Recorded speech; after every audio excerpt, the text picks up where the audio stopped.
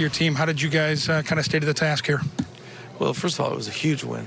You know, I mean, we knew coming in here, playing a rested team, that we had beaten pretty good the night before or the time before, and that it was going to be, you know, a real man's game tonight.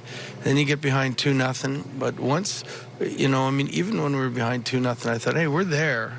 And then once we got the one goal, the bench livened up, and I knew they were going to be in for a tussle the whole game. Good job there by the third line all night. Almost scored the shift before they did score. Yeah, no, they were when they have energy, and they're all, you look at the size of them, they're pretty hard to contain when they're playing well. And sometimes you get a goal and you hadn't scored, like Ecker hadn't scored in a bit, and that it just energizes you for the rest of the game. And I thought Marcus was very powerful, and especially the last shift. I thought Greenway proved his size by holding the puck, I think it was 32 seconds on the boards there before they got loose and scored. So it was a great job by everybody, I thought. Did you think they were going to actually blow the whistle there? And well, you know, sometimes when it's there a long time and there's no movement, they blow a whistle. This time they didn't, which was good. And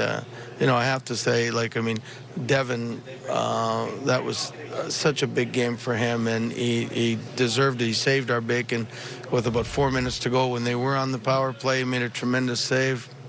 So hopefully that's the start of something good for him. Do you think you just get it to overtime before that shift, before the last goal? Like, I mean, at that point, just less than a minute. When you're on the road and you've had some bad luck in the last few minutes of games, and with us playing last night, I thought, let's get it to overtime, and then, you know, we've, touch wood, been fairly good recently in that. So I was ready to take our chances, but I mean, it's great when you don't have to take it to overtime and they get nothing and you get two.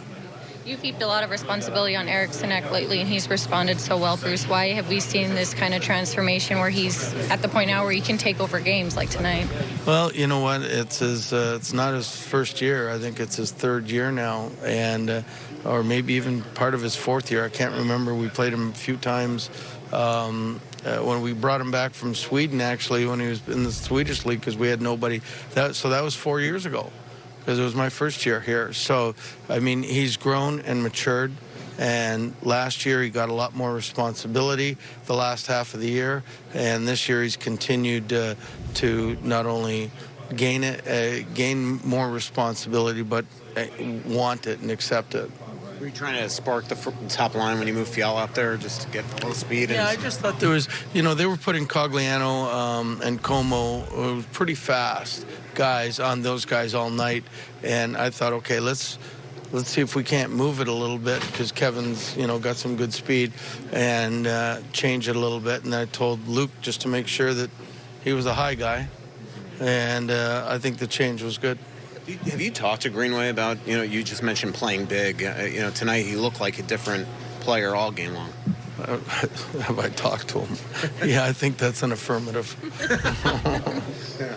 Bruce, the points obviously this week so far have been huge, but how is it just as encouraging, you know, the guys who've stepped up this week all over the lineup, goaltending, forward? I mean, how key is that to keep this run going?